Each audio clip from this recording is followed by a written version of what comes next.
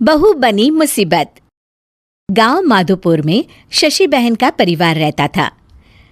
शशि का एक बेटा, बहू और बेटी थी।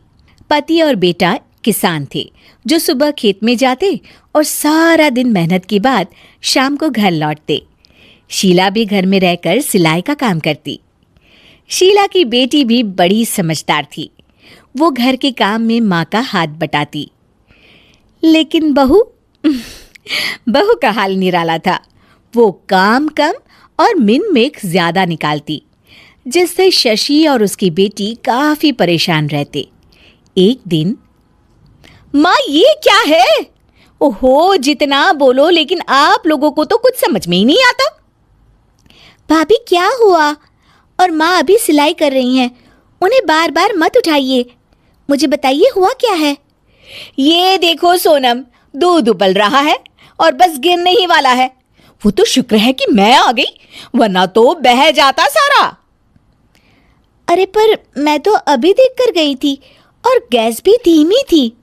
हमेशा दूध सामने खड़े होकर ही उबाल दिलवानी चाहिए, ठीक है ना?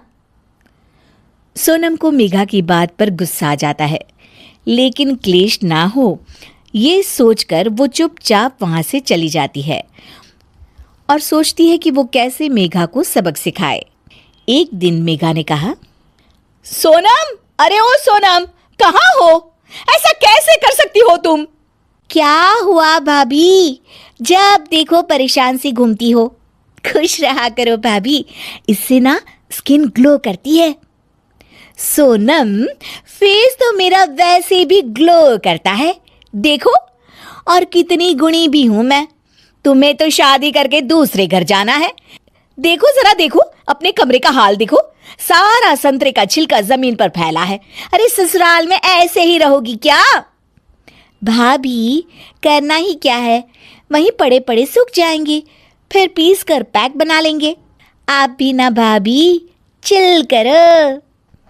मेघा गुस्से से वहां से निकल जाती है। हर बात पर मीन मेक करने वाली मेघा एक दिन फिर चिल्लाने लगती है, माँ, अरे माँ सुनो तो जरा। अब क्या हुआ मेघा, क्यों चिल्ला रही हो? माँ ये देखो, देखो जरा, ये कांच का कटोरा जिसे टेबल के किनारे रखा है। अरे किसी का एक हाथ लगेगा और ये गिर कर टूट जाएगा। तभी मेघा के कमरे से कुछ गिरने की आवाज आती है। वो भागकर कमरे में जाती है, जहां उसके पीछे शशि भी आ जाती है। मेघा के कमरे में उसका शीशा गिर जाता है। लगता है बहू, तुमने अपना शीशा कोने में रखा होगा, तभी गिर गया। जरा दूसरों को सीख देने से पहले खुद भी अमल कर लिया करो।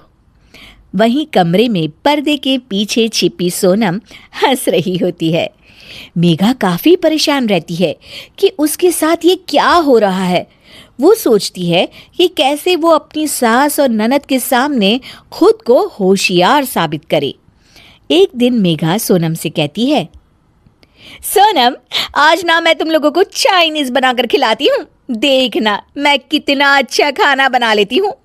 फिर तुम भी ना ससुराल जाकर वैसा ही खाना बनाना और सबका दिल जीत लेना।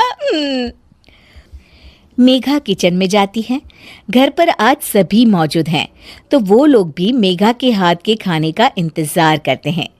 किचन में मेघा ढेर सारा चाउमीन बनाती है और हर किसी की प्लेट में डालकर सबको दे देती है।